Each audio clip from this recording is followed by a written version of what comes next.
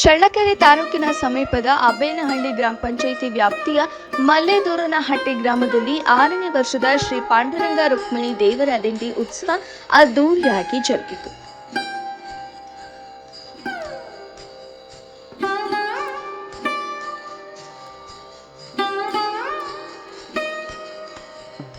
ಜಿಣಿಗೆ ಹಳ್ಳದಲ್ಲಿ ನೂರಾರು ಭಕ್ತರ ಸಮ್ಮುಖದಲ್ಲಿ ಗಂಗಾ ಪೂಜೆ ನೆರವೇರಿಸಿ ಮಹಿಳೆಯರು ಕುಂಭಮೇಳದೊಂದಿಗೆ ವಿವಿಧ ಭಜನಾ ತಂಡಗಳೊಂದಿಗೆ ಶ್ರೀ ಪಾಂಡುರಂಗ ರುಕ್ಮಿಣಿ ದೇವಿಯ ನಾಮಸ್ಮರಣೆ ಮಾಡುತ್ತಾ ಭಕ್ತರು ಅದ್ದೂರಿಯಾಗಿ ಗ್ರಾಮಕ್ಕೆ ಪ್ರವೇಶಿಸಿದರು.